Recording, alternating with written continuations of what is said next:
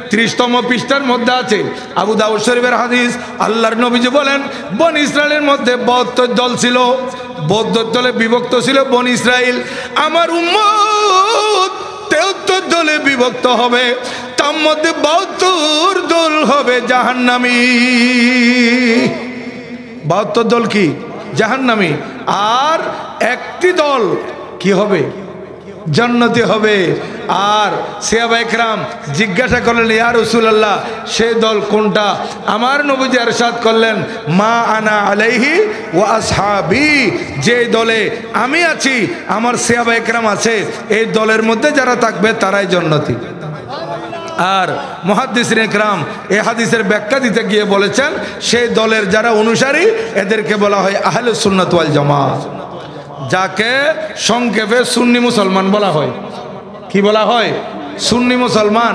আপনারা সুন্নি মুসলমান ইন্ডিয়া পাকিস্তান আমরা সফর করলে দেখি স্টিকার লাগাই দেয়, ফখর সে কহো কে হাম সুন্নি মুসলমান হ্যাঁ, ফখর সে কহো কে হাম সুন্নি মুসলমান হ্যাঁ।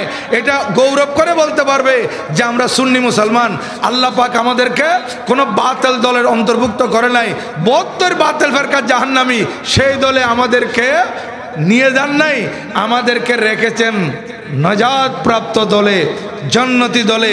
এই জন্য আমরা যদি রাত দিন আল্লাহ তাআলার দরবারে সিজদায় পড়ে থাকি, তারপরে শুকরিয়া আদায় করে শেষ করতে পারবেন? পারবে না, পারবেন না। যেহেতু আল্লাহ পাক আমাদেরকে এমন দয়া করেছেন, জান্নাতি দলের অন্তর্ভুক্ত করেছেন। ইমামে আলা হযরত ও ইমামে শেরে বাঙ্গালা রহমতুল্লাহি আলাইহিমা, এই দুই জাতের সুন্নিয়ত প্রসারে অবদান, সুন্নিয়ত প্রসারে অবদান, এটা যদি বলতে যায় তাহলে ঘন্টা যাবে, এরপরে রাত যাবে, দিন যাবে, কিন্তু এদের অবদানের কথা শেষ করা যাবে? যাবে না। এমন এহসান আমাদের উপর করেছেন ওনারা, সুন্নিয়তের উপর এমন অবদান ওনারা রেখেছেন। আজকে ইমাম আহলে সুন্নাত গাজিউদ্দিন মিল্লাত ওয়াইসুল করণী এসানি খাজায়ে বাঙ্গাল আবু হানিফায়ে জামান ইমাম শেরে বাঙ্গাল রহমতুল্লাহ আলাই, ওনার অবদানের কথা যদি বলতে যায়, আপনারা তো আমার থেকে আরও অনেকে ভালো জানবেন।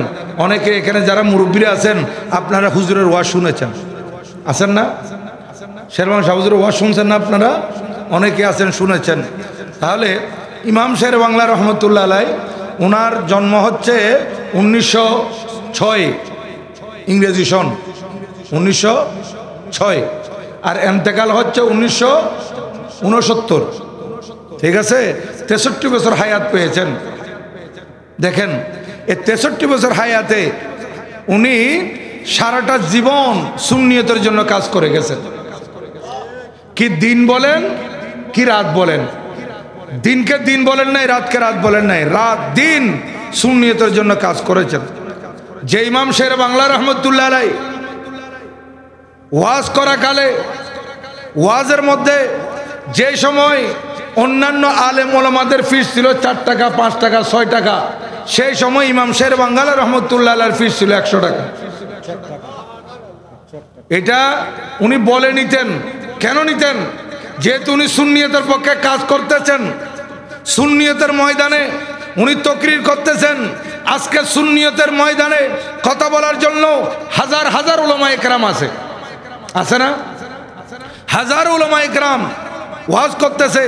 আর ওয়াজ এত বেড়ে গেছে যে মিলাদুন নবীর সময় আপনি দেখবেন এক এক উপজেলায় প্রায় 40টি 50টির মতো মাহফিল হয়, হয় না? আমরা মিলাদুন নবীর সময় গাড়ি নিয়ে আসার সময় এক এক থানা, এক এক উপজেলা অতিক্রম করি, রোডের পাশে পাশে দেখি মাহফিল। শুধু রোডের পাশে নয়, ভিতরে ভিতরে ইউনিয়নে, ওয়ার্ডে, গ্রামে, প্রত্যেকটা জায়গায় মিলাদুন নবীর মাহফিল হচ্ছে। সুন্নি উলামা ইকরাম তকরির করতেছে। আর সেই সময় ইমামে আহলে সুন্নাত একজন ছিলেন, ইমাম শের বাংলা রহমতুল্লাহ আলাই এককভাবে তকরির করেছেন। এবং একমাত্র নাজাত প্রাপ্ত দল আহলে সুন্নাত ওয়াল জামাত। একমাত্র নাজাত প্রাপ্ত দলের নাম কি? আহলে সুন্নাত ওয়াল জামাত। কারণ আপনারা শুনেছেন উলামা ইকরামের জমানে আল্লাহর প্রিয় মেহবুব দানায়ে গুয়ুব মুনাজ্জাহুন আনিল উয়ুব আরওয়াহুনা ফিদাহু সাল্লাল্লাহু তাআলা আলাইহি ওয়াসাল্লাম হাদিসে পাক ইরশাদ করেছেন, মিশকাত শরীফ 30তম পৃষ্ঠার মধ্যে আছে, আবু দাউদ শরীফের হাদিস। আল্লাহর নবীজি বলেন, বনি ইসরাইলের মধ্যে 72 দল ছিল, 72 দলে বিভক্ত ছিল বনি ইসরাইল। আমার উম্মত 73 দলে বিভক্ত হবে, তার মধ্যে 72 দল হবে জাহান্নামী। 72 দল কি? জাহান্নামী। আর একটি দল কি হবে? জান্নাতি হবে। আর সাহাবায়ে কেরাম জিজ্ঞাসা করলেন, ইয়া রাসূলুল্লাহ, সেই দল কোনটা? আমার নবীজি ইরশাদ করলেন, মা আনা আলাইহি ওয়া আসহাবি, যে দলে আমি আছি, আমার সাহাবায়ে কেরাম আছে, এই দলের মধ্যে যারা থাকবে তারাই জান্নাতি। আর মুহাদ্দিসিনে কেরাম এই হাদিসের ব্যাখ্যা দিতে গিয়ে বলেছেন, সেই দলের যারা অনুসারী এদেরকে বলা হয় আহলে সুন্নাত ওয়াল জামাত, যাকে সংক্ষেপে সুন্নি মুসলমান বলা হয়। কি বলা হয়? সুন্নি মুসলমান। আপনারা সুন্নি মুসলমান ইন্ডিয়া পাকিস্তান আমরা সফর করলে দেখি স্টিকার লাগাই দেয়, ফখর সে কহো কে হাম সুন্নি মুসলমান হ্যাঁ, ফখর সে কহো কে হাম সুন্নি মুসলমান হ্যাঁ। এটা গৌরব করে বলতে পারবে যে আমরা সুন্নি মুসলমান। আল্লাহ পাক আমাদেরকে কোনো বাতিল দলের অন্তর্ভুক্ত করে নাই। 72 বাতিল ফেরকা জাহান্নামী, সেই দলে আমাদেরকে নিয়ে যান নাই, আমাদেরকে রেখেছেন নাজাত প্রাপ্ত দলে, জান্নাতি দলে। এই জন্য আমরা যদি রাত দিন আল্লাহ তাআলার দরবারে সিজদায় পড়ে থাকি, তারপরে শুকরিয়া আদায় করে শেষ করতে পারবেন? পারবে না, পারবেন না। যেহেতু আল্লাহ পাক আমাদেরকে এমন দয়া করেছেন, জান্নাতি দলের অন্তর্ভুক্ত করেছেন। কারণ কত বাতিল ফেরকা, এই বাতিল ফেরকা যেগুলো বলা হচ্ছে, এগুলোর মধ্যে আবার হিন্দু বৌদ্ধ নেই। এরা এমনি কাফের মুশরিক, এরা জাহান্নামী। হিন্দু, বৌদ্ধ, খ্রিস্টান, মগ, চাকমা, জুম্মা এগুলো আলাদা, পৃথক।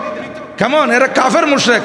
কিন্তু ওই 72 দল যেটা আছে, এই দলের ভিতর তারা নাই। এই 72 দলের ভিতর যারা আছে, এদের মুখে দাড়ি থাকবে, এদের মাথায় টুপি থাকবে, পায়জামা পাঞ্জাবি থাকবে, আলকাল্লা থাকবে, আমাদের সাথে নামাজ পড়বে, আমাদের সাথে নামাজও পড়বে, আমাদের সাথে বিয়ে শাদিতে থাকবে, হাটে বাজারে দেখা যাবে। কিন্তু সে ভিতরে ভিতরে সে এমন এক দলের অন্তর্ভুক্ত হয়ে গেছে, যে দল তাকে জাহান্নামে নিয়ে যাবে।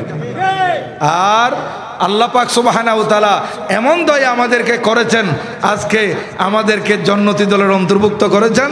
এই জন্য বলা হয়েছে সুন্নি সম্মেলন। কি বলা হয়েছে? এই সুন্নি সম্মেলন কোনো বাতিলরা করে না। এরা এই সুন্নি সম্মেলন সহ্য করতে পারবে না। কিন্তু যখন মুসিবতে পড়ে তখন সুন্নি শব্দ ব্যবহার করে। যেমন আমার ভাই জনাব SM শাহজামান সাহেব, উনি বিভিন্ন প্রতিষ্ঠানের সাথে জড়িত ছিলেন, এখনও আছেন, বিভিন্ন প্রতিষ্ঠানের কমিটির মধ্যে আছেন। এখন উনি মনে করেন যে প্রতিষ্ঠানে আছেন, ওই প্রতিষ্ঠানে একজন শিক্ষক লাগবে। হ্যাঁ, তো শিক্ষক নিয়োগ বিজ্ঞপ্তি দেওয়া হলো যে অমুক এই মাদ্রাসার জন্য বা অমুক কলেজের জন্য একজন শিক্ষক আবশ্যক এই সাবজেক্টে। হ্যাঁ, সভাপতি বরাবরে দরখাস্ত জমা দেওয়ার অনুরোধ রইল এত তারিখের ভিতর। হ্যাঁ, 15 দিনের ভিতর একটা সময় দিল এবং বলল যে আমরা ফোনে জানিয়ে দিব কোন সময় ইন্টারভিউ হবে। এখন দরখাস্ত যিনি দিবেন, এই দরখাস্ত ছুটির দরখাস্ত আর আমাদের শিক্ষকতার দরখাস্ত একরকম না ভিন্নতা আছে? ভিন্নতা। এখানে সব ডিটেলস দিতে হবে, নাম, পিতার নাম, মাতার নাম, গ্রাম, ইউনিয়ন, ডাকঘর, উপজেলা, জেলা, তারপরে নিজের জন্ম তারিখ, এসব দেওয়ার পর 2টা কলম আছে, আরও ধর্ম বর্ণ আছে না? একটা ধর্ম আর একটা বর্ণ। যেখানে ধর্ম আছে সেখানে মুসলমানরা সবাই কি লিখবে বলেন? ইসলাম। কি লিখবে? ইসলাম। তো বর্ণ যেটা আছে, বর্ণর মধ্যে কি লিখতে হয় বলেন?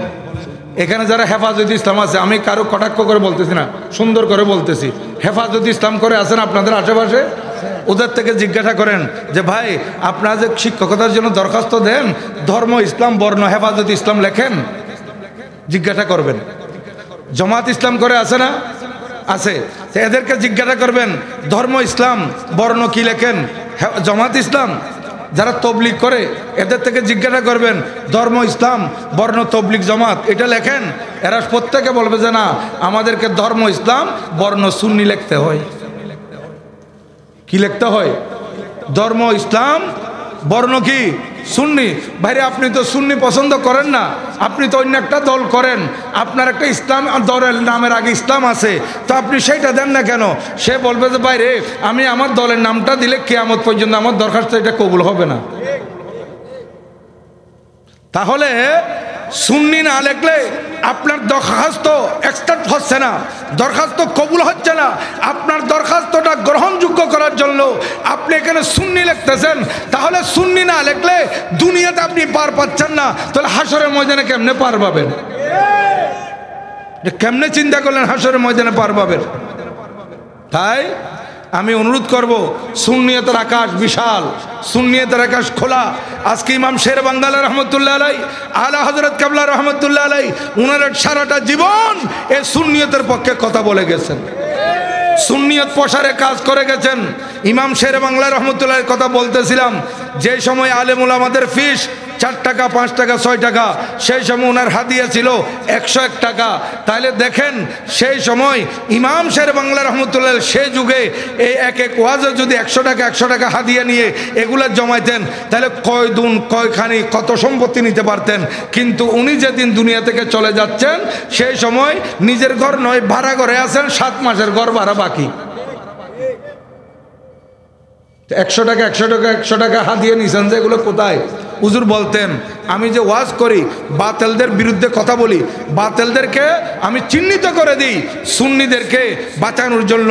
সুন্নি জামাত হক এটা বলতে গিয়ে আরো 72 দল বাতিল, এগুলো বাতিল যে আমাকে চিহ্নিত করতে হচ্ছে, আমি যে তাদের নাম ধরে বলে দিচ্ছি মানুষদেরকে সতর্ক করার জন্য, এরা আমার নামে কেস করেছে। আমার নামে কি করেছে? কেস করেছে। এরা আমার নামে মামলা দিয়েছে। ইমাম শের বাংলা রহমতুল্লাহর জীবনে 350টির মতো মামলা খেয়েছেন, 350টি, 350 মতো মামলা। হুজুর এমন কোনো দিন নাই কোর্টে হাজিরা দিতে হতো না, এদিকে কোর্টে হাজিরা দিয়ে তারপর মাহফিলে চলে যেতেন। দেখেন কেমন কষ্ট করেছেন। আর এখন আমরা একটা মামলা খাইব ভয়ে আমরা হক কথা বলতেছি না। হ্যাঁ, মামলা খাবার ভয়ে আমাদের মুখ থেকে কথা বের হচ্ছে না, কথার মধ্যে পরিবর্তন এসে গেছে। কেন? কারাগারের মধ্যে ইমাম আমাদের মাযহাবের ইমামে আজম আবু হানিফা রাহমাতুল্লাহ আলাইহি কারাগারে ছিলেন। কারাগারে ছিলেন না? কারাগারে ছিলেন। বড় বড় উলামায়ে কেরাম, বড় বড় বুজুর্গানের দিন কারাগারে ছিলেন, অথবা দেশ ছেড়ে চলে যেতে হয়েছে। যেমন ইমাম বুখারী রাদিয়াল্লাহু তাআলা আনহু এলাকা ছেড়ে চলে যেতে হয়েছে, তারপরও হকের উপর অটল ছিলেন, নীতির উপর অটল ছিলেন। ইমাম শের বাঙ্গালা রহমতুল্লাহ আলাইহি দেখেন উনি হক কথা বলতে গিয়ে বিভিন্ন জায়গায় দুশমনেরা ওনার উপর হামলা করেছিল। দুশমন মানে কি? হিন্দুরা হামলা করেছিল? বৌদ্ধরা করছিল না? ওই যে বলছিলাম 72 দল বাতিল, এরা নামাজও পড়ে, রোজও রাখে এবং আবা কাবা জুব্বা সব গায়ে দেয়, তারপরও এরা বাতিল। ইমাম শের বাংলা রহমতুল্লাহ আলাইহি সুন্নিয়তের পক্ষে কথা বলতেছেন, এখন তারা সহ্য করতে না পারে হুজুরের উপর, হুজুরের মাহফিলের উপর বিভিন্ন সময় হামলাও করেছে, আবার মামলাও করেছে। কিন্তু প্রত্যেকটা মামলার মধ্যে ইমাম শের বাংলা রহমতুল্লাহ আলাইহি জয় হয়েছিল, উনি জিতেছিলেন। এবং ইমাম শের বাংলা রহমতুল্লাহ আলাইহি হকের পক্ষে ছিলেন, সুন্নিয়তের পক্ষে ছিলেন। সুন্নিয়তের উপর অবদান রাখতে গিয়ে উনি এমন অবদান রেখেছেন, ইমাম শের বাংলা রহমতুল্লাহ আলাইহি আজ আল্লাহ এবং আল্লাহ রসুলের দরবারে এমনভাবে কবুল হয়েছেন, উনার জবান লিসানুল ফুকরায়ে সাইফুর রহমান, উনার জবান আল্লাহর কুদরতের কলম হয়ে গিয়েছিল। উনি যা বলতেন এগুলো হয়ে যেত।